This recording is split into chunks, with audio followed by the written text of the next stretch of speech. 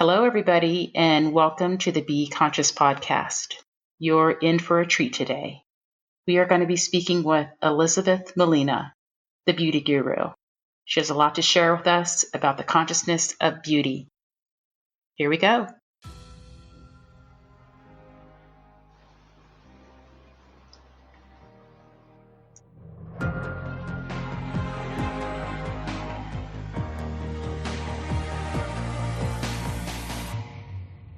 Welcome to the Be Conscious podcast, the show that brings you enlightened perspectives on the frequency of money, life's many challenges, and those heavy feelings that may be holding you back from living your best life. And now your host, Dr. Susan Nicholas.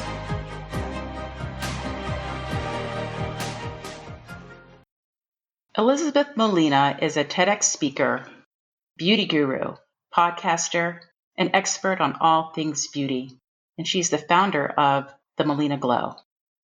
She's a holistic health and life coach, a former sales specialist who ranked in the top third nationally in sales in the pharmaceutical arena.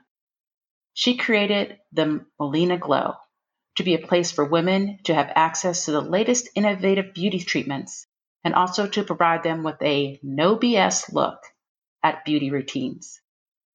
Her personal story of survival has led her to become a model on a mission and to redefine the why surrounding beauty practices. Welcome, Elizabeth. Did I miss anything? No, thank you for having me. Wonderful to have you here, Elizabeth. Are you ready to go inward for a deeper conversation about beauty? Yes, I am. Wonderful. Now, just in case the audience is not familiar with the Molina Glow, can you tell us a little bit about who you are, your backstory, and how you grew up? Sure. Well, in which order did you want? Did you want what the Molina Glow is? My backstory? Let's start with the backstory. We want to get a sense of who you are. Where and how did you grow up? Well, yeah, thank you for that. I grew up in New York, born and raised, New York City girl. Um, you know, there's just so much to talk, and I'm just like, where do I begin, Susan? I'm just so excited to be on here that I'm like, I want to say so much, and then I'm like, what do I say? So, growing up in New York, I went to private schools and I went to boarding schools as a teenager. I was engaged at the age of 16, married at the age of 18, had a child at 18, divorced by 21. And as you know from my TEDx talk, it was not the best marriage situation. I was able to escape that. And through that journey, this is where the Molina Glow was born. And my affinity for beauty and the consciousness that comes with beauty. Because I believe beauty is a gateway to self-love and it's a tool that I use. So that's a little bit of my backstory. I know that was very quick, but I feel like my passion for beauty has stemmed from birth till then, but it's been my tool for survival, my tool for looking inward, and I kind of use it as like, I want to say a sneaky way, like a back door to like hijack your spirituality in a way that people don't even realize. Wow. Well, I want to go back. We're going to talk about all of this. But I want to go back to maybe a couple of, if you can think of a couple of either triggers or turning points or memorable, I don't know, things that happened or moments that you think put you on this trajectory toward beauty and then now into holistic and conscious beauty. Yeah, absolutely. Thank you, Susan, for that. I would say, so I come from a Latin origin, Hispanic, and I think I want to say our society, our culture, beauty, in particularly the beauty of a woman and her femininity, the way that it is acknowledged and celebrated, and almost it's like your worth as a woman from this culture. And so growing up in that through that lens in an American society, because I was born here, I think there was a lot of pressure as a child, just being aware of that, like being aware of like your beauty is everything. So I remember, um, I talk about this a lot. I remember being five, like 4.5 going on five, and my grandmother was taking care of me, and she was like, literally in heels and like a tight skirt, like pencil skirt, and like she just looked like the Spanish version of Marilyn Monroe, and I didn't even know who Marilyn Monroe was at the time. But like many Spanish women look like this, and she was like forcing like aloe, like raw aloe down my throat with honey. And I was like, this is disgusting. Like, what is this? And she started telling me, in Spanish, she said, beauty is pain. And that really hit home for me because she wanted me to understand from an early age, like, you are a woman in this culture, in the world, and your worth is your beauty. And you need to start today. And I was like not understanding, like, is this what's happening with all the little girls around the world? Like, I didn't know this. And then also at the same time, she was like, well, you have to keep these things a secret, like these teas and tonics and face creams and face massages that I was learning at the age of five, by the way, like now what you call lymphatic drainage and gua sha and cupping. I, at five, I was already like understanding what this was. So I want to say that's like one of my entries to like really understanding beauty and getting my feet wet into the beauty industry. And you said something that struck me about beauty and kind of your value or worth as a woman. I understand as a 5-year-old and hearing that from a grandparent that might have felt true. But how do you feel about that now, as far as connecting the dots between kind of your self-worth and the way that you look, your appearance?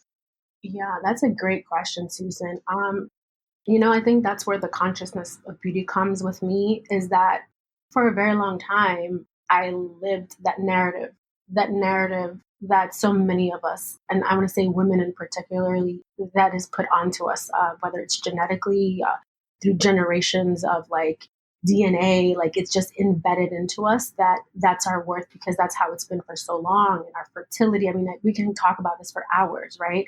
So I had to do a lot of work in uncovering, the why for my beauty choices, which is why I do the work that I do, because I understand that that is not my worth. Yes, that may represent my vitality on like a reproductive system. If we really talk about like what is like sexuality and like what's the purpose of like mating, and it's to like produce more offsprings and et cetera, et cetera. We can get into all the logistics on that level and like why, lustrous hair and hips and all these things are like things that people find attractive because they mean fertility, they mean youth, they mean, healthy offspring, et cetera, et cetera. So I had to really like do a lot of work on myself because for a very long time, Susan, I defined my worth through my beauty because it's what I was taught, it's what I saw, and it's what society celebrates. And you have a daughter. Yes. How do you were very young when you had her, so probably still in that formative time where perhaps you still believed that your physical beauty was somehow equated with your self-worth or your value. How did you raise your daughter? And is there a contrast between when you were a young mother, a new mother, and Yeah. now? Oh my God. What a question, Susan. You are deep. This is going to be a deep one. I can feel it in my bones. Wow. So, I feel like I think there are levels to being like conscious and your body can only handle so much. I call them codes or downloads. And like there's certain, periods of time when they get activated. There's a lot behind that. And I feel like you talk about this a lot in your work as well. But I knew, even at that age, when I had her at 18, that I didn't want her to experience what I did because I knew that I was like this badass warrior. Like I could handle the pain. I could handle these like crazy beauty treatments and like literally like, being told to wear girdles at like such a young age and like hold my breath and your waist needs to be like this and you need to be doing squats and like this was before like the internet, right? Like that's even the crazy part.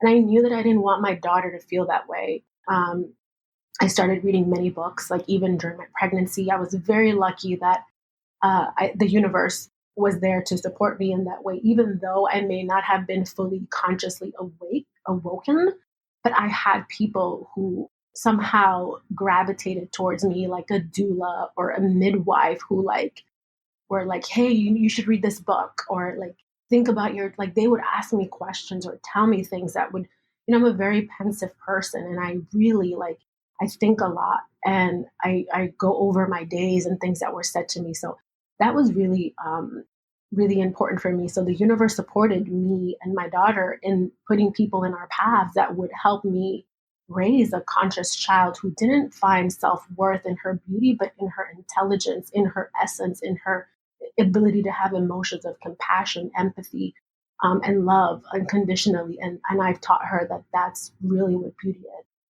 And so you're a model, and you have this beauty guru, and we're going to talk about your holistic beauty circle because I love that. But how do you feel? And I know that you want to raise your daughter to be, I guess, more conscious about her self-worth, that it's not just about appearances. But you said you did your own work to come to that, and being a model. And I think about that, about the industry and how it seems to be very physical and very much about outward appearances, about being thin or being, I don't know, flawless or something.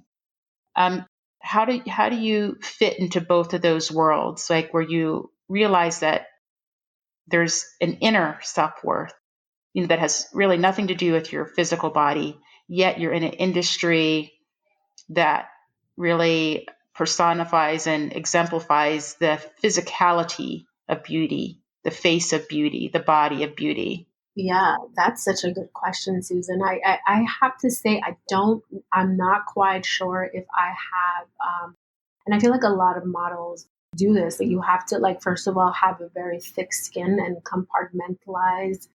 Understanding, you have to be conscious on some level, even though people don't think that models are for the most part.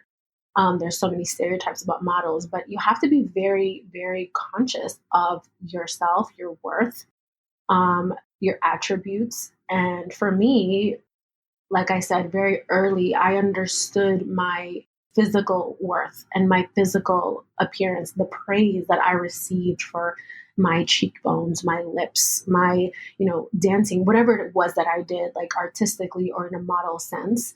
And then I understood as well that there was another side to it. So at very early age, also 5, when I went on my first casting, I also understood that it wasn't it was not about me, like not to take anything personal. Like I didn't get the job not because I didn't look the part, it was because they just weren't casting for me. Like I wasn't the all American look, right? Or I wasn't the girl next door in that time, right? In the 90s, that this my look was not in. So I understood also, which is very interesting because all these revelations are coming to me at the age of 5, that it's okay, that I am still beautiful, that I do have, I was lucky enough to have a father and a mother who, nobody's perfect, but they had this connection to nature, to consciousness, and they would, show me my worth and give me the opportunity to like maybe rescue an animal or to, help the homeless or work in a food, volunteer at a food pantry or things like this at a young age, where I knew that there were other parts to beauty. And so even if it was hurtful, they were like immediately replace that with like, let's go to the park. And maybe today it's called grounding. But back then it was like, you need to be out in nature and like, that's okay. That's not for you, but look how beautiful you are. Look at the birds that are coming to you. That's real beauty. And so like, that's how I've learned to compartmentalize. And I think a lot of models also today that are successful, they understand that it's not to take things personal, one, because they're casting for things, right? Like if you're looking for a red pickup truck and somebody brings you a blue sedan, you can't be upset because we're looking for a red pickup truck. And so that's, how I would say, like, consciously you can understand, like, take yourself away from that and know that unfortunately you're in an industry where the expectation is really things that are not so common. And that is unfortunately represented in very exaggerated features, um, almost cartoonish, or, a body fat percentage that is almost unattainable, that is very desired, because there's like so many other things that we can unpack into that conversation. But I'm not sure if that's, kind of like what you were asking. Well, I guess I wanted to thank you for that. There's just a couple of things I was just thinking about. Really, to be a model, Mm-hmm. there's got to be, I think, maybe to be successful or to have longevity in it or to sustain that, then there has to be some inner self-worth, like a high self-esteem, to be able to endure it, is what I'm getting, because you realize that it's not just about you, it's about what they're casting for. And, I think those are great analogies about the red Corvette and the blue sedan or whatever. It's like the idea that they're asking you for one thing and you're another, but you're okay being another. So I Yeah. think there's this kind of juxtaposition between my inner worth. It says I'm fine with that. That's okay. I don't feel rejected or less. But I realize this is the industry. This is about physical beauty, and this is what they're looking for. And these are the physical attributes that I have.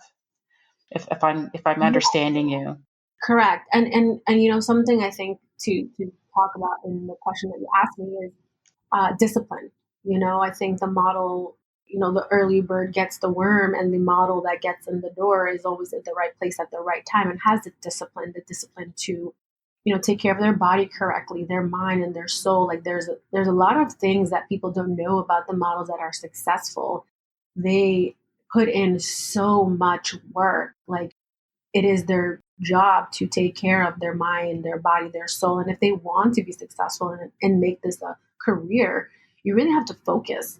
And it's not as easy as it seems. And so, like, I wanted to add that there's a big component of discipline in there, and like everyone has a story. And so, like, yeah, it's really discipline, I would say, to help you, like, stay on track and be successful.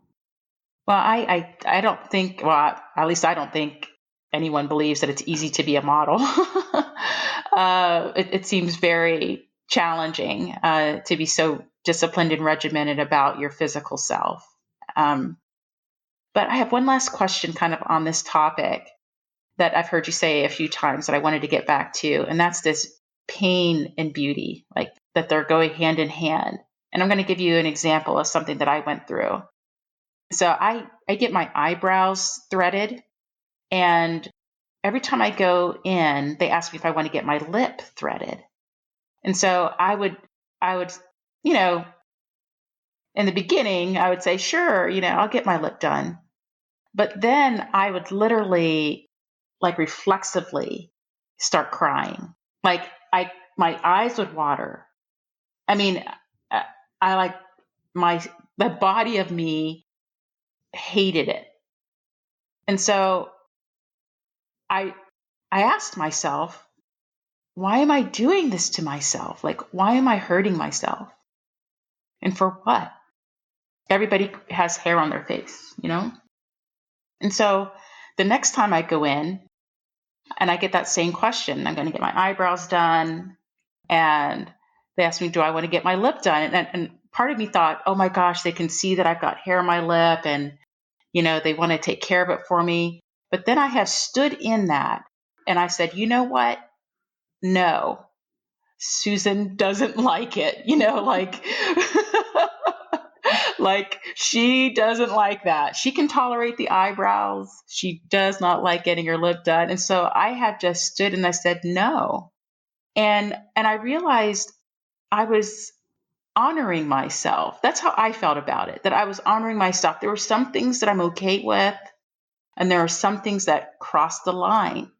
Or, and if we want to get really, personal on this, like, I am totally never getting a Brazilian wax or something like that. Because if if a man or a partner, if that's what they want uh, for to be with me or something, I think they should be with someone else that's willing to do that. I'm like, I said, you're barking up the wrong tree. It's like, I'm not going to do that. I'm not going to put myself through that. Right. And the same thing, it's like, I challenge any man. I said, hey, if you want me to have all of my pubic hair ripped out, then you go first. And I have never heard anyone that lined up for that, any man. And so I'm like, okay. So, girlfriend has never been shaved or whatever, like waxed or whatever. No way. And so I have really divorced myself from this beauty and pain thing. And I think you and I spoke about this before. I really feel that beauty radiates from within. And when you are well inside, when you're soulfully whole, when you are resonating love from within you, I don't think anybody sees the little peach fuzz or the imperfection. And when it comes to imperfections, I'm thinking, well, that's kind of what makes us us. If we were all exactly the same and looked the same and had the same look, then that would be so boring. But I really think some of the beauty and the uniqueness comes from what we would call imperfection. And so I just wanted to kind of get your take on the beauty and pain before we take a little break. Yeah. Oh my God. Totally. I love that you shared that. By the way, I've done the same challenge, and I've done laser hair removal, and I've made my partner get laser hair removal and they did it.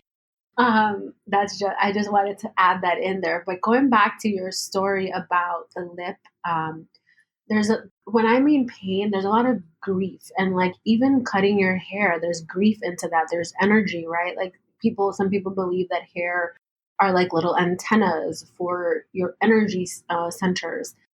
So I just wanted to acknowledge that that you said, because I actually was having a conversation yesterday about hair loss and or people getting these procedures, waxing and removal. And so it was very interesting that you brought that up, because it's a thing and people grieve, and you're not the only one, Susan, that has cried during a lip threading or waxing or laser. This is very common. So I just wanted to share that with you and your audience, that you're grieving parts of yourself that you were told by society that, oh, hey, I see that there. Do you need me to help you fix that so that you can be better for yourself? And it's hurtful and it's painful on some level. And then you're actually going forward to remove those parts of yourself. It's there for a reason, right? So there is something that's to be said about procedures and the consciousness behind them. But to answer your question about this beauty and pain concept, unfortunately, you know, it's just knowing your why, and knowing the why is really what I stress. And what I mean by that is knowing the why to why you're doing it, the why to why the person is asking you. And there's a lot of whys in this sentence, but why would they ask you, hey, would you like this service? Because it's $1 trillion industry and they need to up service you, right? Like when you go to a restaurant, they're pushing, do you want some more wine or whatever it is that you're having more of, because they have to sell. So when you understand that, I think that you can like stand more in your power in terms of the beauty industry, because that is just, unfortunately, it's a big moneymaker. And I talk about how this is how the beauty industry works. They work on, making you feel bad about what you're self-conscious about. And they tell you, hey, look at this model who is so perfect, who is airbrushed, by the way, and there's Photoshop on there. Look at her skin and how unachievable it is. You don't have it and you need this product, and we're here to give it to you. And so if you understand the why behind these products or services, then you can really understand your own insecurities. And I feel like it's a calling card for the pain that it brings up, for you to work on yourself. And that's how I see it. So the beauty and pain concept is, I feel like it's not just physical pain, but it's an emotional, like etheric, like body like of your soul pain that comes up, because it's like you're telling your soul that chose to come into this physical body that you're not good enough and I'm going to help you fix yourself. And it's That is very, very deep. I guess I thought about the consciousness of everything, the little hairs on my lip, the consciousness of those. I hadn't gone that far. But I love that. I love that because I think there's a deeper concept that, and I loved what you said, Elizabeth, that, there's where it's about this not enoughness. And I talk about it on a soul level and how it holds us back in our money story, how we don't feel deserving enough or good enough. And this plays out these elaborate scenarios. And then, but what about when it's a piece of our body, even if it's a hair? yeah, And, we know hair is a huge industry. People do all kinds of things to have their hair looking perfect. yeah, And what about the little hairs? Like I was talking about pubic hairs and hairs on your arms, hairs on your legs, hairs on your lip. Why we're so, I don't know, turned off by it or bothered by them. And then why does it hurt so much to remove them? And I just, what an interesting dimension to put there. I think I will hold that and think about that going forward. We're going to take a little short break. And when we come back, we are going to talk about Elizabeth Molina's holistic beauty circle. We're really going to talk about the consciousness of eating and beauty and the Molina glow. Stay tuned.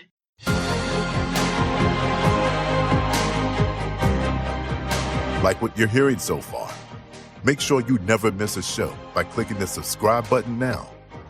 How would you describe your relationship with money?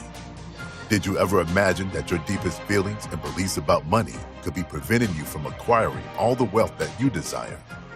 Click the link below in the show notes to learn more about Dr. Nicholas's highly sought-after Frequency of Money program to positively transform your relationship with money. This podcast is made possible by listeners like you. Thank you for your support. Now, back to the show. Elizabeth, you developed a holistic beauty circle. Can you tell our listeners how you developed it? What is it? And what are the components of it? Yeah, sure. So I developed this beauty circle, and they're really just components that I've gathered through my many, many years of life on this earth. Things that I saw, that I've paid for, coaching that services and products that I've acquired to really look my best, and feel my best, even when I wasn't, when I was, when I used it as a mask to hide from the world, to show that I was okay, but really I wasn't.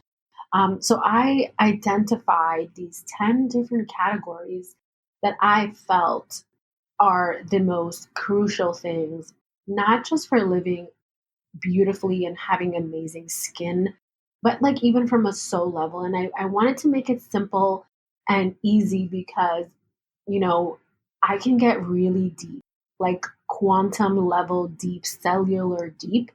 And I can be as superficial as like the vellus hair on your face. So I wanted something that was easy, approachable, that you can kind of use at any level that you were in and it would apply to you. And they consist of different categories like joy, skin, makeup, sleep, conscious eating, bowel movements, water intake, relationships, all these things that I saw were important, because at first it was like, oh, you just need water to live a great life. Okay, that's great. Now I have my water. I have like special water. It's mineralized, it's structured, it's, all these alkalinized, et cetera, et cetera. And my life is still not like how I want it to be. What's next? The same goes for skin. Okay, well, I have all the products. I've gotten all the treatments inside and out, vitamins, et cetera, et cetera. Now I have the water and skincare down, but I still am not having a great life. What is happening here? And then it moves on to relationship. Okay, relationship with myself, check. Oh, wait, there's more to that. There's a relationship with family, with friends, with partners, there's so many aspects to that that can affect you from living.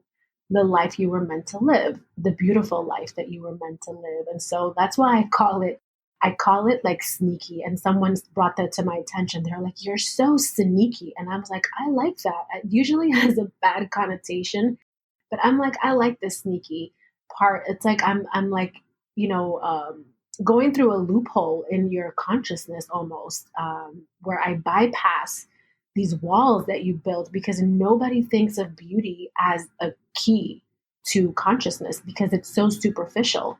Um, and so I built this beauty circle just for that. So it could be from like the beginner to somebody who's like doing ayahuasca ceremonies and like just in lodges, like just having like the most beautiful meditative state they could be in. And when you talk about beauty as being a gateway to your inner consciousness, can you expand upon that? I think when I hear that, I think when I'm in the pursuit of this outward physical beauty, when I begin asking why, it takes me to that inner journey. But I want to get your take. Like, why am I doing all this? Why am I hurting myself? Why is it important that I look a certain way? If I ask myself those questions, and it's almost like a rabbit hole. It takes me deeper and deeper and deeper into myself and my insecurities and whatnot. But what are your thoughts on it? How are you making the connection of beauty That and then this inner consciousness? That's exactly it, Susan. I think that's why I love the sneaky metaphor that has been bestowed upon me, because it's exactly that. I can start by asking you, "Hey, Susan, why would you let somebody, like, what's your need for removing this vellus hair on your upper lip?" And then you can tell me, "Well, the person recommended it." And then it's just like it's a rabbit hole of asking you why through your beauty. And if we really sat down for a good hour and I'm holding space for you and I'm letting your own mind come out, your subconscious will start taking over. And again, what the beauty of this is that you go at your pace. You go as deep as you're allowed to in the moment that you're in your world, in your life, in your spirituality. So you don't it's not like I'm pushing things on you that I'm like not pushing on what I'm believing or where I'm at. I'm holding space for you to be where you're at. If you can only get to the part where, well, I wanted to wear makeup and I wanted it to glide on my face smoothly, that's great. We know that, and we can go and we can explore that. But if you want to go in as deep as well, maybe when you were younger, you saw X, Y, and Z, and then that relates to another thing. And like, I can't like tell you all the details because I don't know them, but it can go as far back as to your grandmother or your great grandmother. And then, now that you think about it, this might have happened. And like, you could see how like, it can go so deep. Um, and so, yeah, Well, so how I use it. I when you were speaking, I just thought of something that is related to beauty, but I hadn't thought of it in the same way until you just triggered a thought in me. And when I wrote my first book, The Duality of Being, I talked about during my conscious awakening some of the things that I gave up immediately. One of them was I used to relax my hair. I used to straighten it with a chemical, and I stopped doing that because I was like, wait a second, I'm not accepting myself, and I hated it. I hated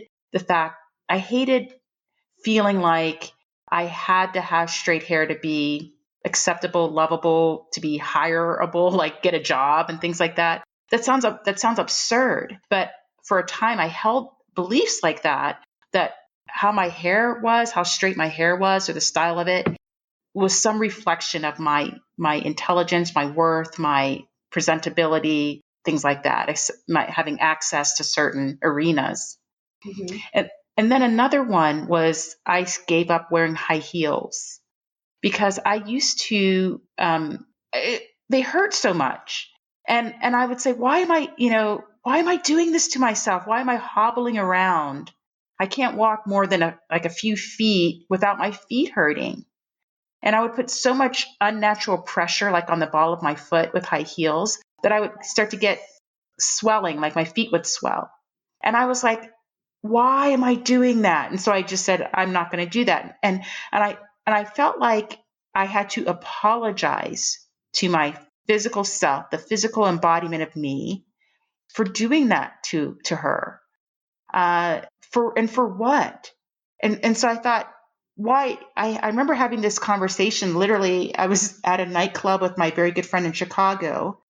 I was in medical school, and we were standing outside to go into a club, and I was in high heels, and my feet were hurting. And I remember saying, why am I doing this? And is it to impress some random guy that I may or may not meet inside of this place who knows nothing about me? And then I just stopped. I was like, I would look at beautiful shoes and I'd say, oh, those look so beautiful. But they would hurt like hell. And I was like, is it worth it? And then I started to shift. I'd look at beautiful shoes. I said, if these are comfortable, if I can have beauty and comfort, then they're fine. But if they hurt, forget it. And so I started really healing myself, like looking in the mirror and accepting, like loving myself. I just think of the years that this body has carried me. I gave birth to my son. I nursed my son. All the trials, all the experiences that this body has carried me through in this lifetime. And I felt like I just owed her like 1,000 apologies for all that I'd put her through, when she's been nothing but strong and good and beautiful in her own right, in her own self. And so I really appreciate this conversation about beauty and pain, and then all of it, like not just the makeup, but all the stuff that we do, where in effect we are not accepting ourselves, like we're not loving ourselves enough, just to be what is comfortable or what's good for us, And so that's just kind of my take on that. But I want to go into this one aspect of your holistic beauty circle about the conscious eating, because I went through my own conscious awakening, and for a time I went vegan, and I was still like let go of high fructose corn syrup, any artificial preservatives, food colorings. I got rid of meats, and then I come back. I kind of swung on a pendulum where I went pretty far off to just this plant-based diet, no animal products, and to now I carry more of a vegetarian, vegan style. I have a little bit of both, like maybe a third vegan and maybe like 10%, a little bit. I'll eat some fish and some chicken periodically, but not every day. And I wanted to get your thoughts on what conscious eating means to you, and if it has anything to do with having a plant-based diet or not. I'm usually talking about beauty treatments and all kinds of beauty things. And, conscious eating is not one that people gravitate towards. And I think it's so important because it's the fuel to your body, to the vessel, to the person that you wanted to apologize 1,000 times to. So my take on conscious eating is really that what it is: eating consciously, being aware of what you're putting in your body, and knowing, it's like a car, right? Are you going to put sugar in your car and soda and, I don't know, Kool-Aid and all this kind of stuff in your car, or you're going to put gasoline in it? Your car needs gasoline, right? So I think of the body as the same. When I put something in my body, and that's not to say that I don't like have days where I just eat whatever I feel, because that's part of it. Asking my body, what do you want today? What do you need? And I went through that same phase where there was a point where I was vegetarian, and then I was vegan, and then I went raw vegan. I got very sick from it because that's not what my body needed. It's what I thought that it needed, because, that's usually what's being sold out in the world. And you have to really do your research and know what your body type is like. And today, I don't necessarily think it's a vegan diet. I think I believe heavily in nutrition and having food that is, first of all, seasonal, grown in the same country that you're in, because I think that there's a lot of energetics that goes into that, into the soil, into the moon phase, the solar phase. Like, I get really deep into the conscious eating, Susan. So feel free to stop me anytime and I won't go as deep. But for me, I believe that everything is living and everything has energy, and energy is never, it doesn't go poof. It goes somewhere, right? Like, it gets transferred. The same goes for our food. And I believe in having a diet that is all of the above, right? Local, if you can, in season, if you can, if it's available to you, and then clean, organic, non-GMO, et cetera, et cetera. But also, I believe in, yes, having maybe like a 70% vegetable diet and just being aware of the vegetables that sit well with you. I like root vegetables. I think that they're very nutritious, very grounding, and they just have so many minerals for your body, which is just so helpful for you, for your skin, for your hair, for your soul. Um, Can so you share with our listeners some root vegetables that you find particularly delicious or good, like a couple examples?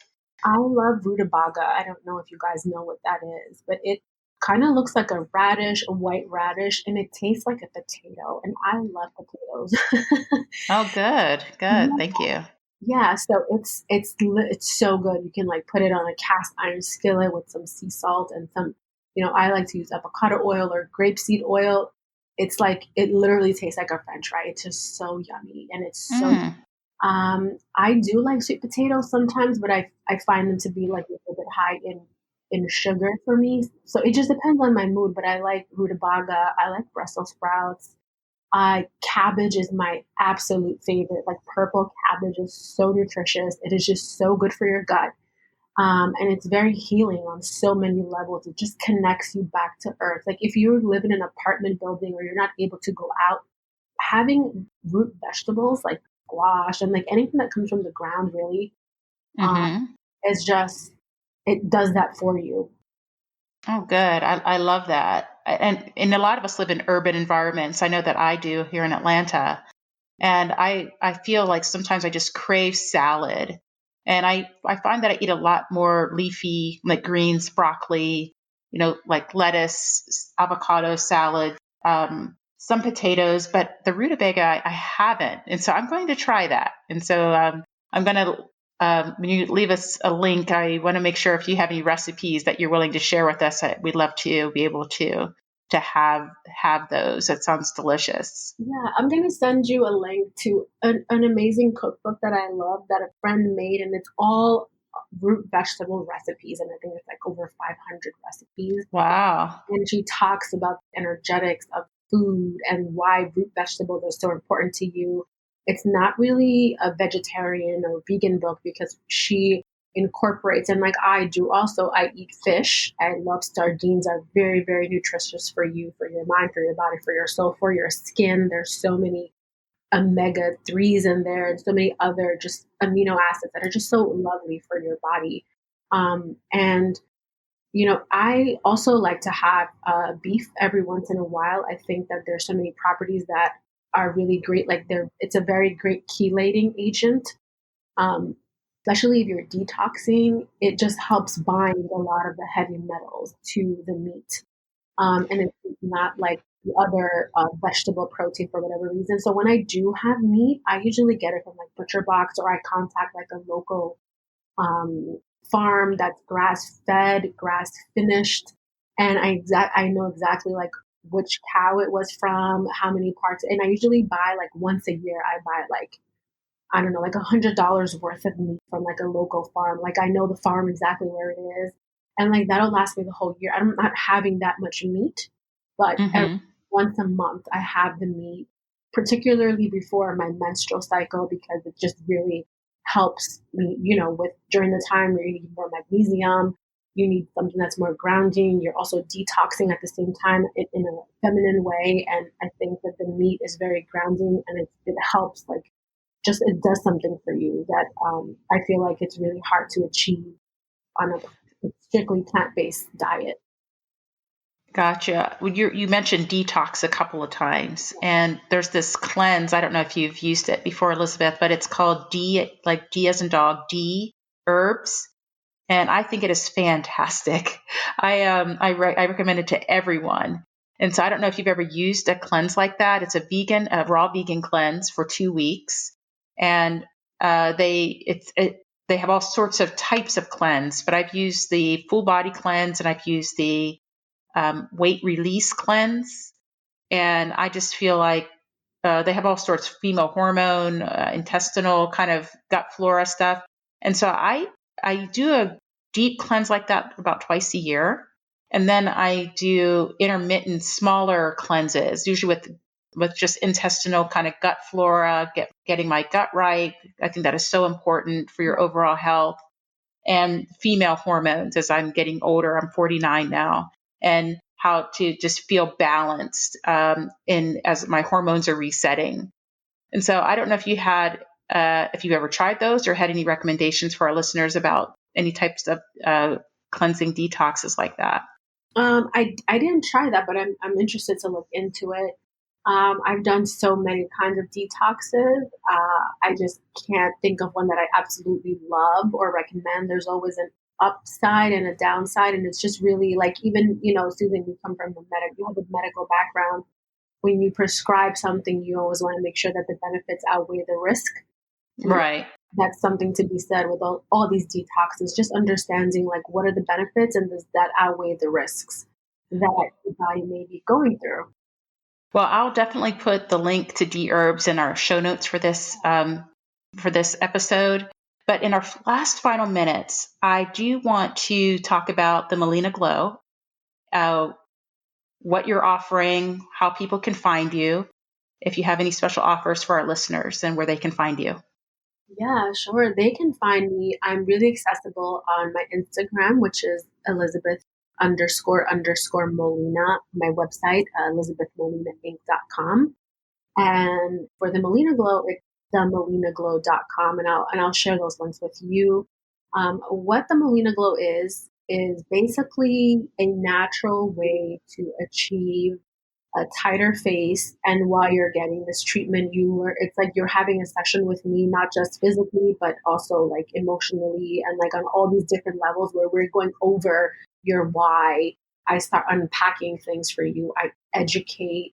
And really, you just don't just leave with this beautiful face. It's like basically, I want to say like plastic surgery in a session, but I can't say that wouldn't be FDA approved or or anything like that. But it's a combination of many different procedures that I have gotten through my lifetime that I've felt gypped when I've gotten these expensive facials, and I'm like, okay, the $600 facial, $400 facial, $1,000 facial, and I felt gypped. I didn't feel that I felt good. I felt that feeling that you felt like things were like offered to me, and I'm like, oh, I must need that because if they're telling me that I need this tightening thing, like they must see that something is sagging, and I need that. And I was also, a victim of that. I'm a consumer, right? So I fell victim to those things. And I realized I'm like, I'm really tired of paying all this money, going to these places, having these people judge me who I maybe didn't think were like up to par the way that they're judging me. They're charging me this money and I'm leaving here feeling not great about myself. My self-esteem is like worse than when I came in here. And also my bank account is like minus, a couple $100, if not thousands, because then you lose products and you have to schedule the next one. And then like, you're like, what just happened? It's almost like like place that was like hypnotizing you, I don't know what Right. but So how is Molina Glow different? How is yeah. the Molina Glow different from those experiences you just talked about? So I incorporated all these things into one treatment that's 90 minutes long, and you get all of those things. It's like 4 different treatments. It's like carbon facial, not carbon facial, like carboxy, which is a oxygen mask that goes on with some tightening effects. And then I nano infuse peptides on your face, as well as add some natural pigments in there just to brighten up your skin. And I just basically at the same time teach you about your skin and what you need and what you don't need. It's just no BS. I'm not here to sell you products. I'm not here to tell you, come and book another session. Sometimes I see people twice a year and they even tell me like, I don't need to come back. I just want to spend time with you. I'm not about that. Like come every week, every 4 weeks, like you'll have these people, and nothing against that. That's just not my style. I like to educate my people. I like them to know how to do this for themselves, what they need to achieve it without me. Like, I think that is true beauty. I think that's a true healer, somebody who teaches you how to use the tools. Like, that saying, like, give a man a fish or teach him how to fish. And I want to teach you how to fish for your beauty. And I saw on your the Molina Glow website some lip treatments or whatnot. Can you talk about those two types of lip um, Yes. Uh, therapies? yeah. So one of them, I'm also a licensed tattoo artist in the state of Mm-hmm. New York, and it's like a interesting topic. But basically, as we age, that's very common for women. Our hands, our neck, and our lips, and our hair color. But the most prominent ones are the lips, and the hands, and the neck. And so as we age, the pigment in your lip starts to diminish, and it makes you look a little bit more tired, less youthful. Like it shows, like, again, we spoke about this earlier, like fertility. Your blood isn't flowing as much as it used to. Like, when you're excited, your cheeks get blush. That's where blush comes from, to show that you're like in your prime. And so there's a procedure that permanently adds pigment to your lip to rejuvenate them. So there's a permanent procedure that I provide for my clients.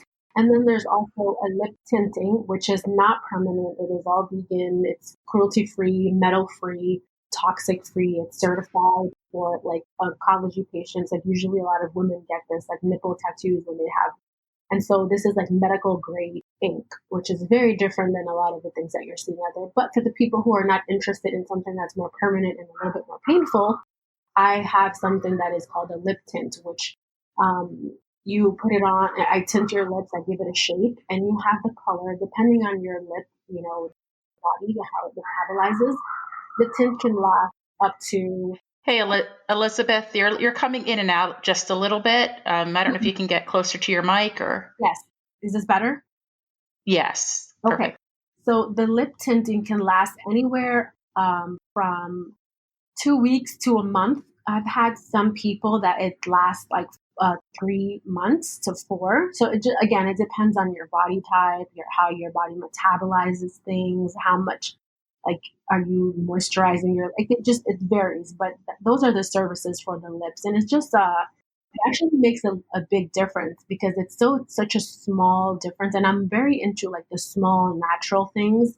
They make the biggest difference, and it's I would love to show you like the difference of a lip when it is rejuvenated versus a lip that isn't. It just changes you. It takes away like 5 to 10 years.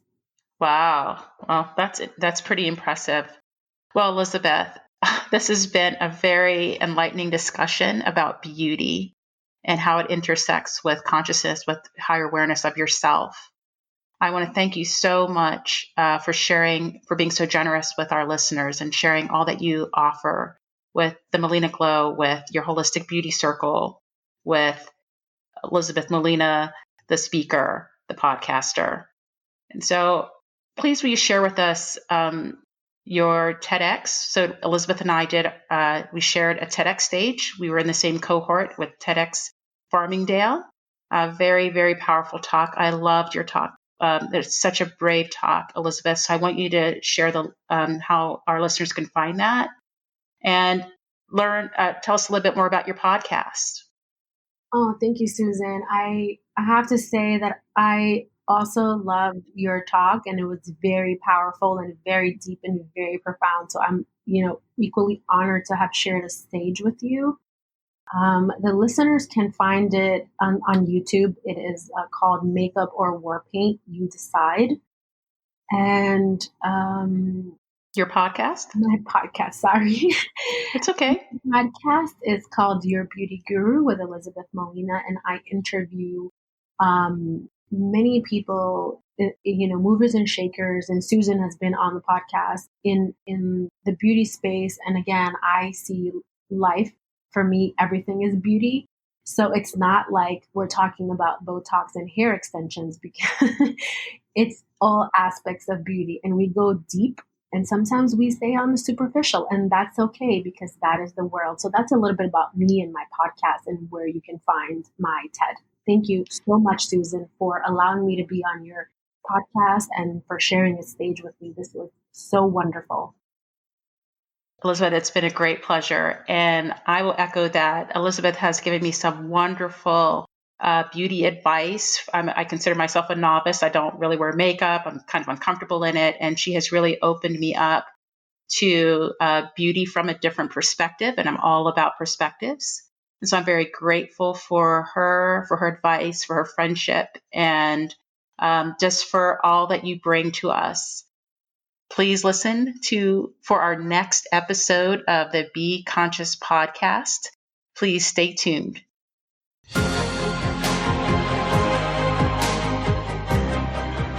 Thanks for listening to the Be Conscious podcast with author, TEDx international speaker, and conscious coach, Dr. Susan Nicholas.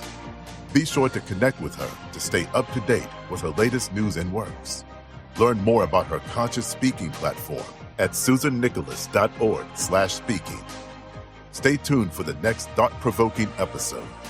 And whether you are coming or going, looking inside or out, remember to be conscious.